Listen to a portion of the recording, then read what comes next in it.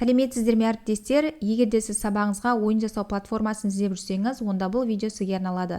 Видеоның соңына дейін қарап, менімен бірге жасап көрсеңіздер болады. Google'дың іздеу жолағына блокет деп жазып кіреміз. Мінекей бірінші сайтқа кіреміз. Бізде сайттың ең алғашқы беті осылай шығады.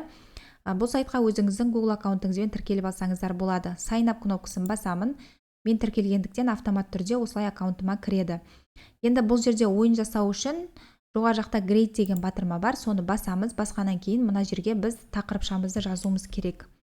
Енді әркім өзінің тақырыбын осы жерге жазады.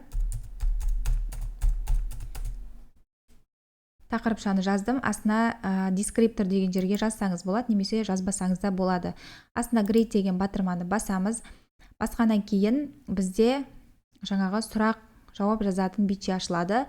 Add question деген кнопканы басамыз. Енді осы жерге өзіміздің сұрақ жауаптарымызды көшіріп алып келетін боламыз.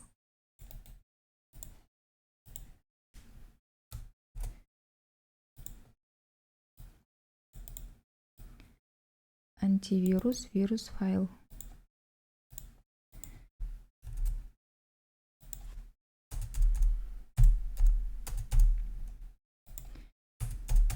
Файл бума деп жазайық. Енді бұл жерде қараңыздар, автоматты түрде жаңағы дұрыс жауап белгілеп кетуіміз керек. Осы жерде галочка бар, осыны басу арқылы дұрыс жауапты белгілесек болады. Жоғары жақта save деген кнопка бар, бассаңыз осылай бірінші сұрағыңыз жаңағы сақталатын болады. Енді add question'ды басып, екінші сұрағымызды осы жерге көшіріп алып келеміз.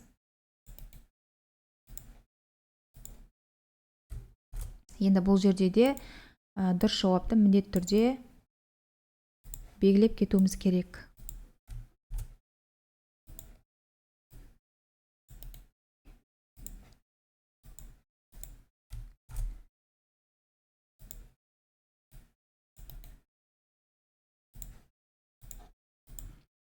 Осылай көшіріп алып келсеңіз болады, немесе өзіңіз жазсаңыз болады.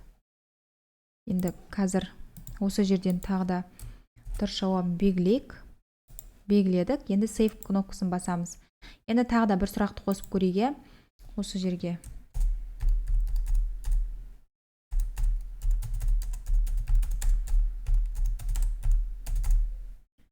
бар деп басайық. Енді мына жерге 5, 4, 3, 2. Дұрыс жауап белгілейміз, save-ті басамыз. Басқан кезде бізде осылай шықты. Енді бұдан да көбірек сұрақ керек болатын болса, add question'ды басу арқылы жаңағыдай сұрақтарды қосып ала аласыз. Енді осы жасалған жұмысымызды сақтаймыз, save set деген кнопканы басу арқылы. Енді бұл жерде менің жасалған жұмыстарым, енді жаңа жасаған жұмысымыз ең астында тұрады. Мінекей host деген кнопканы басамыз. Басқан кезде мінекей ойынның түрлері ашылады. Осы жерден кез келген ойын түрін таңдайсыз. Мысалға мен балық аулау ойынын таңдайын, finish. Одан кейін астында host деген кнопка бар, қараңыздар, осыны басамыз.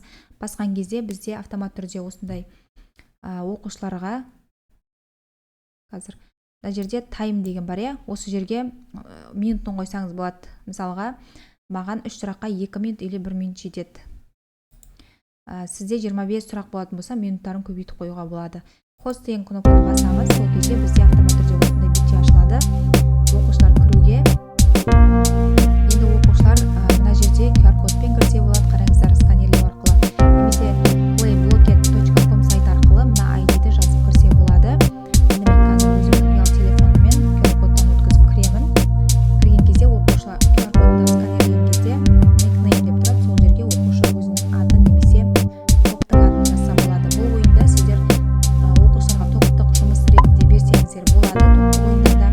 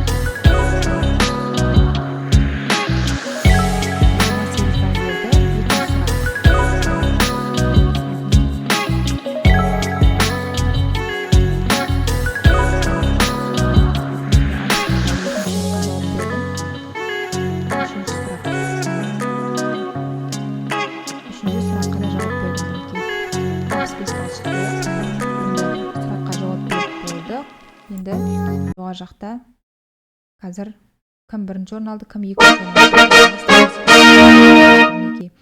Жадыра 65 балл бірінші орында деген сияқты топтың әрқайсының статистикасы шығып тұрады. Өте керемет ойын. Сабақтарыңызда міндетті түрде қолданып көріңіздер. Видео ұнаса лайк басып пікір қалдырыңыздар және әріптестеріңізбен бөлісуді ұмытпаңыз.